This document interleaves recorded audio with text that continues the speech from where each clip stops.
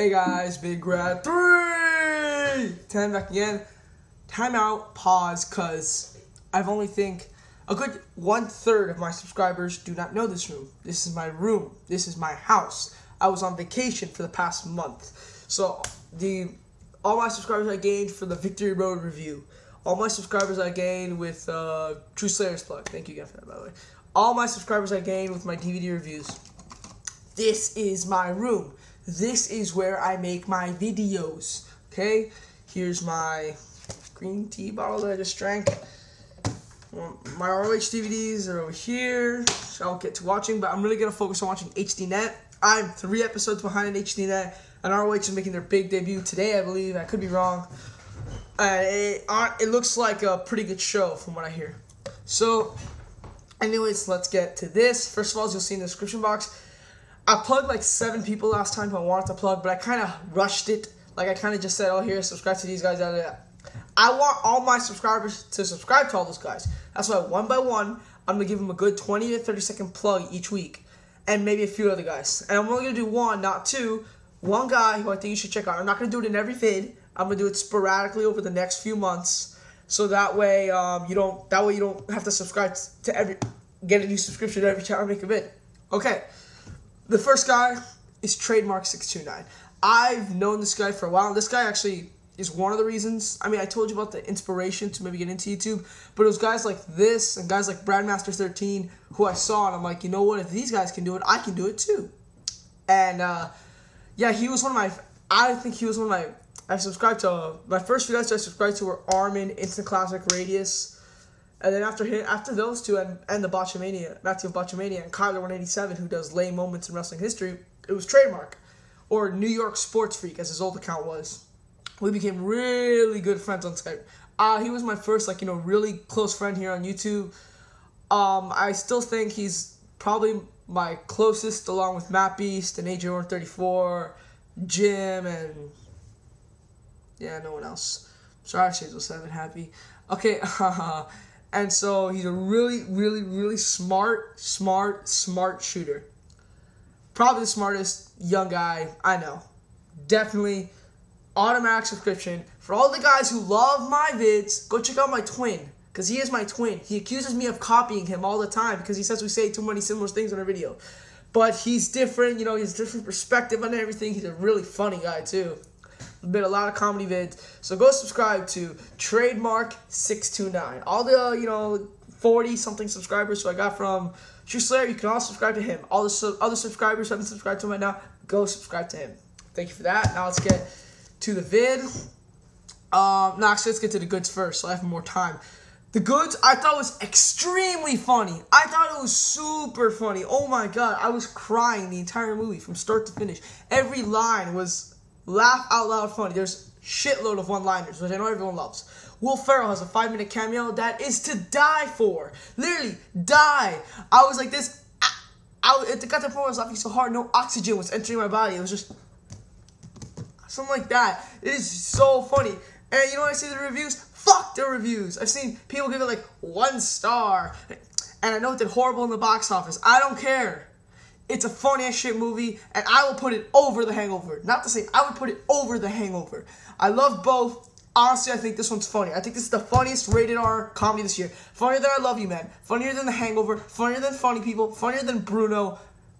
The goods. Live hard, sell hard. Take my word for it. It is.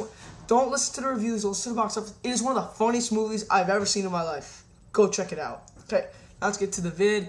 Ran on TNA trying to push people. It's basically based off of True Slayer's vid where he said TNA might not be pushing the right guys, and he's like, oh, that sounds crazy. I don't think we have a right to complain. I kind of do think we have a right to complain. I mean, I don't care if we've been saying for years, push people, push people. When we say push people, we don't mean push anybody. We don't mean, oh, give Shark Boy the world title match, because that can work. TNA might actually do that, though. Ooh, get stock Dr. Stevie, man. Dr. Stevie, Kurt Angle, bound for glory. Yes. No. We want them to push the right guys. When we say push people, we have the intention of them pushing.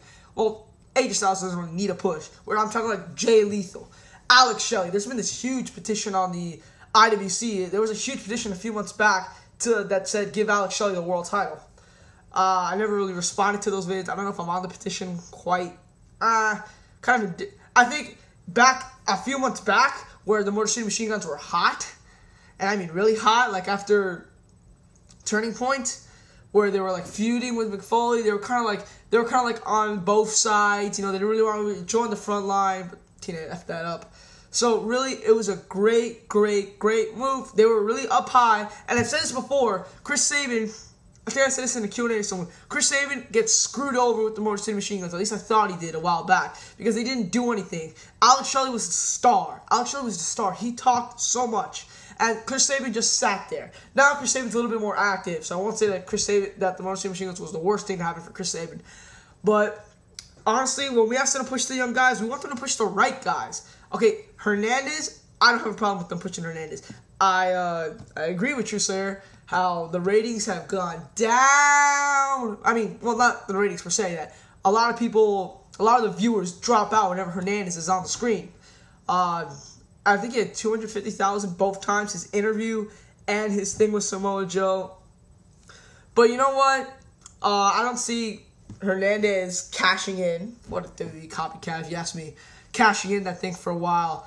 I heard there was a rumor, Real Wrestling for Life from the Wrestling Fan thing. I will plug them. I just don't want to do it in this particular video. They don't need a plug.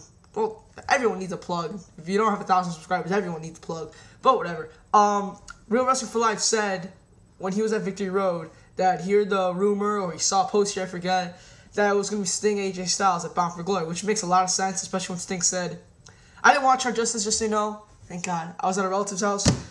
Had way more fun. I heard the pay-per-view sucked. Some people said it was okay. Some people said it was sucked. So I'm going to go right in the middle of that. I will try to see the Steel Asylum match, and I'll get to that in another video on why I'm upset at the pay-per-view.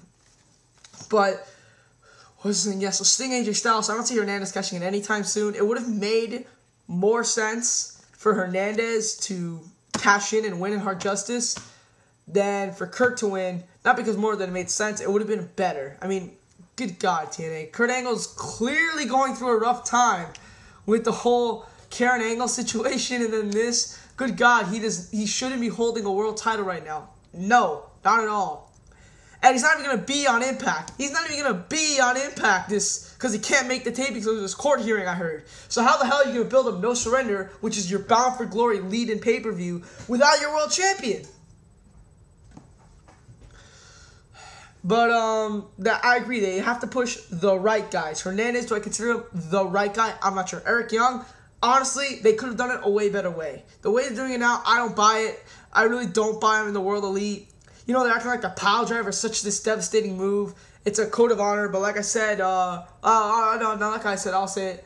The Observer, I'll admit it. I won't just say something that the Observer said and not give them credit. I will give them credit. They said, how are we supposed to believe that there's a code of honor that you can't use the pile driver when Petey Williams did the Canadian Destroyer for like 4 years? So that's a little whacked out if you ask me. And the pile driver to me is not a viable finisher. So I'm just like, I honestly think they're not doing a good job with Eric Young. They're trying, but they're trying too hard. They're not as hard as Hernandez, but still they're trying a lot to push this guy. I'm not buying it. And I don't like the World Elite Main Event Mafia joining up. I think it's a horrible idea.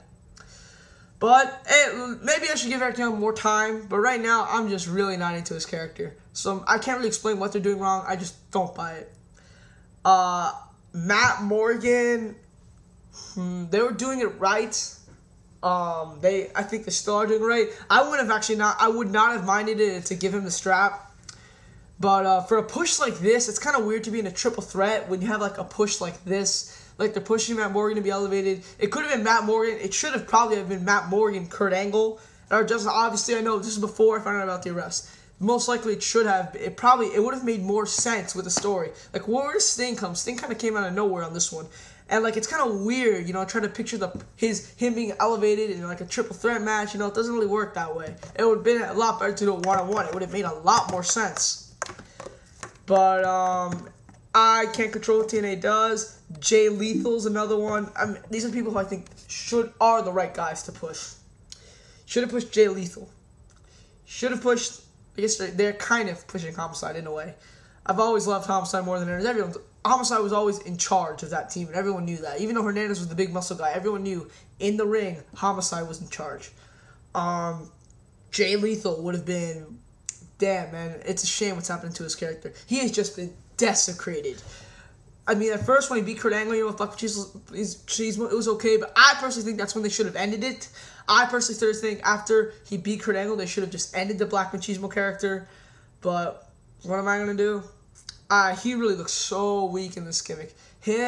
I still say that the Motor City Machine Guns and Lethal Consequence definitely should break up. Probably the Motor City Machine Guns should possibly break up because I think these two on their own could do so much more. And I think the tag teams definitely, maybe it's not holding them back as much as I thought originally, but I still think it kind of is a little bit holding Chris Sabin back.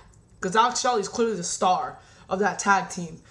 And, for Chris Sabin to just, at Slammiversary, just get pinned by Alex Shelley, kind of weak if you ask me. We'll see what TNA does. At least they're pushing people in the first place. That's my kind of take on it. And let's hope that they start pushing the right guys soon. I'm Big Rat 310. Subscribe to Trademark. I'm out.